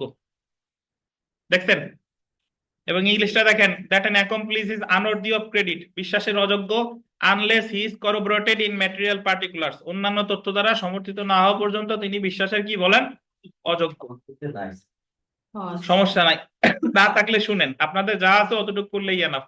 কিন্তু সহ অভিযুক্ত দোষ স্বীকারোক্তির বিবৃতি সমর্থিত না হলে সে বিশ্বাসের অযোগ্য কিনা সেটা সম্পর্কে সাক্ষ্য আইনে কিছুই বলা হয়নি। তো আমাদের এত দিয়ে দরকার নাই, মোটামুটি যা আলোচনা করলাম 30, 114 খ এবং 133, এটা কি অনলাইন অফলাইন মিলে আপনারা যারা আছেন একটা ধারণা, হালকা ধারণা পাইছেন কিনা? এবং যে প্রিলিতে যে প্রশ্ন আসতে পারে সেটা আমি একটু বলি, যে 30 ধারায় বলছে কো অ্যাকিউজডের বিবৃতি নিজেরা জড়াইয়া অন্যান্যদের নিয়ে দিলে প্রাসঙ্গিক বা আদালত বিবেচনায় নিতে পারে 30 ধারা। তবে কথা আছে, বিচার হইতে হবে একসাথে, বিচার হইতে হবে কি একসাথে একই অপরাধের জন্য, এটা হলো 30। আর তার কথা বিশ্বাসের অযোগ্য যদি অন্য তথ্য দ্বারা সমর্থিত না হয়, এটা কত, accomplished is unworthy of credit. আর 133 ওটা বললো 114 খ, আর 133 বলতেছে আপনার অ্যাকমপ্লাইস উইটনেস, মানে দুষ্কর্মের সহযোগী যোগ্য সাক্ষী কত দাঁড়ায়, এবং তার অসমর্থিত সাক্ষীর ভিত্তিতে, মানে শুধু তার কথা সে স্বীকার করছে কিন্তু তার কথার সাথে অন্যদের কথার কোনো মিল নাই, যদি কোনো দণ্ড দিয়ে ফেলে সেটা কি হবে না, বেআইনি হবে না। বাট এই দণ্ডটা কি আদালত ইচ্ছা করলেই দিবে না, উচ্চ আদালত বিভিন্ন মামলার রেফারেন্সে তারে দিতে কি বলছে, নিরুৎসাহিত করতে, যে তুমি দিও না দিও না দিও না, বাট একেবারেই নিরুপায় হয়ে গেলে সেই ক্ষেত্রে দিতে পারে। জি, বুঝছেন? আচ্ছা, তো এখন আমরা আসি যে স্বীকারোক্তি চূড়ান্ত প্রমাণ না কিন্তু প্রমাণের পথে বাধা তৈরি করতে পারে, ধারা 31 স্বীকারোক্তি চূড়ান্ত, এখানে স্বীকারোক্তি না হবে স্বীকৃতি, স্বীকৃতি চূড়ান্ত প্রমাণ না, কিন্তু প্রমাণের পথে বাধা তৈরি করতে পারে, এটা হলো 31। সাক্ষ্য আইনের 31 ধারায় বলা হয়েছে স্বীকারোক্তি চূড়ান্ত প্রমাণ না, কিন্তু প্রমাণের পথে বাধা তৈরি করতে পারে। বিথিকা বিশ্বাস, আপনি বলেন এস্টোফেল কাকে বলে? বিথিকা, বাধা আর কি, মানে কিরকম বাধা? গামছা দিয়ে বাধা নাকি বাঁশের বেড়া দিয়ে বাধা? যে কোনো একটা কাজ করতে যায়, মনে করেন স্যার ওই যে 29 ধারা ওই যে আবার ওই যে এই মানে করছিলাম স্যার ওই যে কেউ কথা বলবেন না, বিথিকা আমাদের বোঝাবে এস্টোফেল কাকে বলে, বলেন।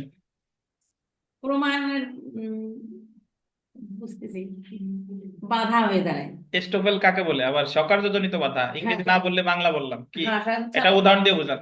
স্যার যে আমরা সুদীশ পত্রিকায় পড়ছিলাম না যে একটা জমি সে তার বাবা থাকতে হ্যাঁ সে নিজের নামে নিজে অন্যের নামে মানে বিক্রি করছে। হ্যাঁ, এখন যে লোক বিক্রি করছে তারপরে ওনার বাবা মরে গেছে, সে তখন মালিক ছিল না, যে ব্যক্তি করছে সে মালিক ছিল না। ছিল না। হুম, এখন পরে ওনার বাবা যে মারা গেছে হ্যাঁ সে উনি মালিক হয়েছে। হ্যাঁ। এখন উনি সেই যার কাছে বিক্রি করে জমিটা হুম, তাকে যে বলতেছে কি যে আমি তো একদিন মালিক ছিলাম না, আমার বাবা ছিল, হুম। এখন আমি মালিক হয়েছি, এখন তুমি আমার কাছ থেকে নেও, মানে জমিটা দলিল করে নাও। আগের বেচা কিনা ঠিকঠাক হয় নাই, হয়নি। হয় নাই, এখন এটা কি হবে পরে?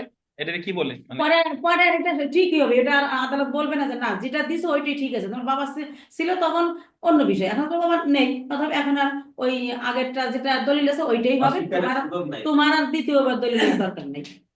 আচ্ছা, উনি চেষ্টা করতে, ধন্যবাদ। বিষয়টা হচ্ছে যে সরকারজনিত বাধা হলো যে আপনি নিজে যে কাজ একবার করবেন সেটা পরবর্তীতে অস্বীকার করতে পারবেন না, এটাই হলো সরকারজনিত বাধা। সরকার্য মানে কি? নিজের কাজ। নিজের কাছে নিজে আমি যদি কোনো কাজ করি পরবর্তীতে সেটা কি করতে পারবো না, অস্বীকার করতে পারবো না। তো বিষয়টা কিরকম আমি একটু বুঝাই। সুরঞ্জন সাহেব আমার কথা শুনেন, বইতে নাই। ওই বিষয়টা হচ্ছে এরকম যে ধরেন আপনি সুরঞ্জন সাহেব, আপনার পিতা আছে, আচ্ছা এই কারণে আগে শুনে নিলাম, শুনেন। তো ধরেন আপনার পিতা যখন ছিল তখন আপনি, আপনার পিতা ধরেন জীবিত আছে, সুরঞ্জন সাহেবের পিতা জীবিত। এখন আমাদের ইসলাম মুসলিম আইন বলেন, হিন্দু আইন বলেন, পিতা জীবিত থাকা অবস্থায় তো আর সন্তানরা সম্পত্তি পায় না। এখন আপনার বাবার জমি ধরেন আপনি পান নেই, এখন আপনি ধরেন 2 কাঠা জমি বিক্রি করছেন রুবেলের কাছে, যার 1 কাঠার মালিক আমি, কিন্তু আপনি, কিন্তু আর 1 কাঠার মালিক আপনার পিতা। কিন্তু রুবেলে দেখাইছেন যে 2 কাঠার মালিকই সুরঞ্জন, 2 কাঠার মালিকই সুরঞ্জন, এবং রুবেল ঠিকই বিশ্বাস করছে যে যেহেতু সুরঞ্জন এক জায়গায় 2 কাঠার মালিকই সুরঞ্জন, রুবেল ধরেন বায়না চুক্তি করতে, যে কেনার চুক্তি করতে, বুঝতে পারছেন? কিন্তু প্রকৃতপক্ষে আপনি দুই কাঠা বিক্রির চুক্তি করতেন, কিন্তু আপনি মালিক কয় কাঠার? 1 কাঠার। এবং রুবেল ওইটা কি করছেন? বিশ্বাস করছে। রুবেল ওইটা বিশ্বাস করছে, রুবেল কিনতে চাইছে, আপনি বেচতে চাইছেন। তো পরবর্তীতে যখন আপনার পিতা পরলোক গমন করলেন, আপনার পিতার ওই যে জমিটা আপনি মালিক ছিলেন না 1 কাঠা, ওই কাঠার মালিক আপনি হয়ে গেলেন নাকি? তাই এখন আপনি রুবেলকে বললেন যে রুবেল, তোমারে ভাই আগে তো 2 কাঠা বিক্রি করছিলাম, প্রকৃতপক্ষে ওই 2 কাঠার মালিক আমি ছিলাম না, তো তখন ওই মুহূর্তে আমি ছিলাম 1 কাঠার মালিক। এখন আমার পিতার অবর্তমানে আমি 1 কাঠা হইছি, আমার কাছ থেকে এই 1 কাঠা আবার তোমার কিনতে হবে, মানে আগের বেচা কিনা ঠিকঠাক হয় নাই, আর যদি তুমি এই 1 কাঠার টাকা না দাও তাহলে আমি কিন্তু মূল দলিল করে দিব না। বুঝতে পারছেন? রুবেল গিয়ে 12 ধারা মামলা করে দিছে চুক্তি প্রবলের। রুবেল বলতেছে যে ইওর অনার দেখেন যে সে আমার কাছে 2 কাঠা বিক্রি করছে, এখন আমারে দলিল করে দিতে বাস্তবায়ন করতে চাইতেছে না। তখন সুরঞ্জন সাহেব আদালতে বলতেছে যে ইওর অনার, আমি যখন বিক্রি করি তখন 2 কাঠার মালিক আমি ছিলাম না, আমি ছিলাম কয় কাঠার মালিক? 1 কাঠার মালিক। আর বাবা মারা যাওয়ার পর ওই কাঠার মালিক আমি হইছি, সো আগের বেচা ঠিকঠাক মতো হয় নাই, এখন আমি মালিক হইছি, আমার কাছ থেকে এটা আবার কি করতে হবে? কিনতে হবে। তখন আদালত বলবে যে তুমি আগে তো মালিক ছিল না, ঠিক তো? জি। এখন মালিক হইছো, হ্যাঁ, তাহলে তোমার ফিডিংটা গান বা স্টফেল হয়ে গেল, মানে তোমার পূর্বের অশুদ্ধ যে হস্তান্তর, পূর্বের হস্তান্তরটা তো শুদ্ধ হয় নাই, কি হয়েছে? অশুদ্ধ। পূর্বের অশুদ্ধ হস্তান্তর বর্তমানে যে তুমি মালিক হইলা, এটা কি হয়ে গেল? শুদ্ধ হয়ে গেল। বুঝতে পারছেন? মানে তুমি, হ্যাঁ, আদালত নির্দেশ দিবে, তো এই ক্ষেত্রে তুমি আর কোনো টাকা পয়সা পাবা না, আর আগে তো ছিল না ঠিক আছে, বাট আগের ত্রুটি তো তুমি বর্তমানে দূর করে ফেলছো, তার মানে আগের বেচা কিনা কি হয়ে গেছে? বৈধ হয়ে গেছে। এটা হলো কি এস্টোফেল, ফিডিং দ্য গাট বাই এস্টোফেল বা পূর্বের অশুদ্ধ হস্তান্তর শুদ্ধ হওয়া বা সিদ্ধ হওয়া। তো এখন এই এত কথা বলার মূল কারণ কি?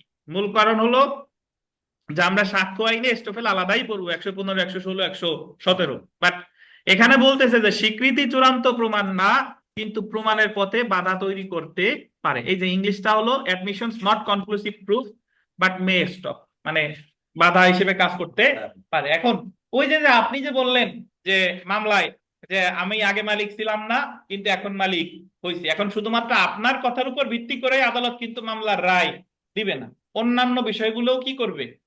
বিবেচনা নিবে। এই কারণে বলতেছে যে আপনি যে স্বীকৃতিটা দিচ্ছেন এটা চূড়ান্ত প্রমাণ না, তবে কোন মামলা প্রমাণের ক্ষেত্রে কি হইতে পারে? বাধা তৈরি করতে পারে। এত কথা বলার মূল কথা হলো এটাই যে সরকারজনিত বাধা হলেই যে আমি মামলার রায় পাবেন বিষয়টা তা না, বাট এটা আপনার পক্ষে একটা কি করে, মানে আপনার পক্ষে কাজ করে, আর সমর্থনমূলক বা হিসেবে কাজ করে। তো বিষয়টা হচ্ছে যে অনেকটা এরকম যে মানুষ তো ঔষধ খায়, ঔষধ খাইলে ঔষধ কি একেবারে চূড়ান্ত কোনো সলিউশন, মানে রোগ কি সারবে বা মানুষকে আজীবন বেঁচে থাকবে? না। বাট ঔষধের ক্ষেত্রে কাজটা হচ্ছে কি সাময়িক, বা আপনি আপাতত সুস্থ হচ্ছেন বা হাত জোড়া লেগে আছে ওইটা। তো বিষয়টা এরকম যে তাহলে স্বীকৃতি চূড়ান্ত প্রমাণ না, কিন্তু প্রমাণের পথে কি তৈরি করতে পারে বলেন? বাধা তৈরি করতে পারে। এটা প্রতিফলিত হয়েছে কত ধারায়? 31 ধারা। এখন এটা ব্যাখ্যা করলাম কিসের জন্য? এটা ব্যাখ্যা না করলেও চলে, মানুষকে যাই জিজ্ঞাবেন যে স্বীকৃতি চূড়ান্ত প্রমাণ না কিন্তু প্রমাণের পথে বাধা, এইটুক জানে, কিন্তু ব্যাখ্যা করতে বললে বলবে না। কিন্তু আপনাদের ব্যাখ্যা করে বুঝালাম, এটা হচ্ছে মেইন কাহিনী।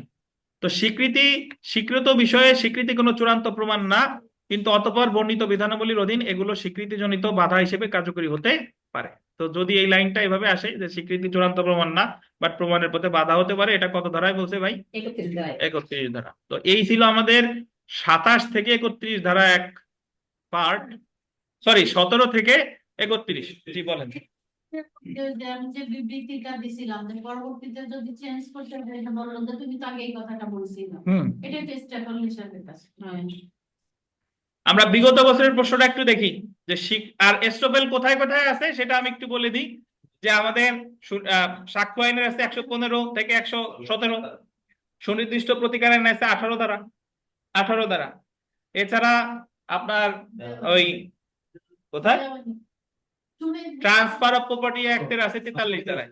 কত ধারায়? 43 ধারায়। এই আইনেই আছে। তো বিগত বছরের, জি ভাই বলেন। এস্টোফেল ফৌজদারি মামলার ক্ষেত্রে হয় না, দেওয়ানি। জি হ্যাঁ দেখেন, এই বিধিকা চুপ করেন, এত কথা কন কেন? বিগত বছরের প্রশ্ন, স্বীকৃতি কি হিসেবে বিবেচিত হয়? এস্টোফেল সমর্থনমূলক সাক্ষ্য, মৌলিক সাক্ষ্য, নির্দিষ্ট আইনগত অবস্থান নেই, কি হিসেবে বলেন? স্বীকৃতি এস্টোফেল হিসেবে বিবেচিত হয়। 2023 সালের পরীক্ষায় প্রশ্ন আসছে যে স্বীকৃতি কি হিসেবে বিবেচিত হয়? এস্টোফেল হিসেবে বিবেচিত হয়। 2023 সালে এখান থেকে আরো একটা আসছে, দেখেন, দ্য এভিডেন্স অ্যাক্ট 1872 অনুসারে স্বীকৃতি হলো স্বীকৃত বিষয় সম্পর্কে চূড়ান্ত প্রমাণ নয়। কি নয়? কত ধারায় বলছে? 31 ধারায়। 2 নাম্বারটা দেখেন, 2022 এসেছে যে একজন আসামির দোষ স্বীকারোক্তি শুধু তার বিরুদ্ধে কার্যকর হবে। একজন আসামির দোষ স্বীকারোক্তি শুধু তার বিরুদ্ধে কার্যকর হবে হবে এই ধারা, এই নীতির ব্যতিক্রম আছে। কোন ধারা এই নীতির ব্যতিক্রম আছে?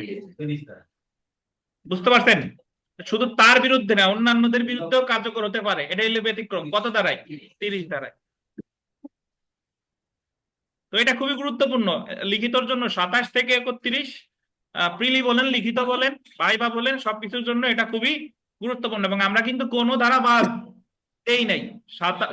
17 থেকে 31, জি 17 থেকে 31, আমি বারবার 27 বলতেছি।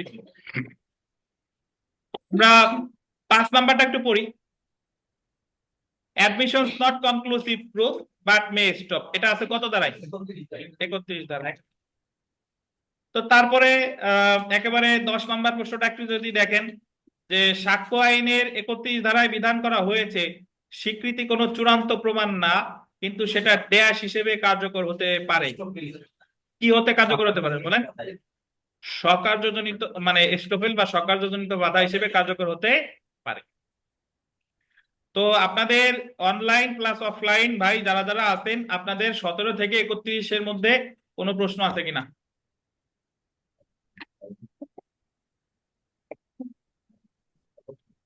বিথিকা, কোনো পড়া আছে, প্রশ্ন আছে কিনা বলেন। আসছিলাম গরম ছিল মাথা ঘুরছে। আচ্ছা, আমি একটু বলে দিই শুনেন, আপনাদের আগামীকাল কিন্তু পেনাল কোডের ক্লাস টেস্ট আছে, মনে আছে? 338 থেকে 400 না না, কেন 339 থেকে কত? 409 হ্যাঁ তি- 339 থেকে 409 339 থেকে 409। পরের দিন পরের দিন আমি তো বিনা সোমবার বলবো। আচ্ছা শুনেন মাসুদ, আপনার এই শুনেন, 339 থেকে 409 পেনাল কোডের 40 মার্কের ক্লাস টেস্ট আগামীকাল। আর আজকে আমরা একটু কম পড়তেছি, আজকে আর পড়বো না। আজকে সাক্ষ্য আইনের ক্লাস টেস্টটাও হচ্ছে না, আজকে এই পর্যন্তই থাক, বুঝতে পারছেন? আর কালকে পেনাল কোডের ক্লাস টেস্ট থাকবে, সাক্ষ্য আইনের ক্লাস টেস্ট আবার সোমবারে। হ্যাঁ সোমবারে, জি। কালকে আমি আসবো না স্যার। কেন পরীক্ষার জন্য আসবেন না কেন? ক্লাস মিস করবেন না। তো অনলাইনে যারা আছেন প্রশ্ন থাকলে করতে পারেন, নাহলে আজকের ক্লাস এতটুকুই, কম নিলাম একটু। হ্যাঁ স্যার, কালকে স্যার আমার ক্লাস করতে গেছি 10টা বাজে গেছে, আরো বেশি গ্রামে গেছি।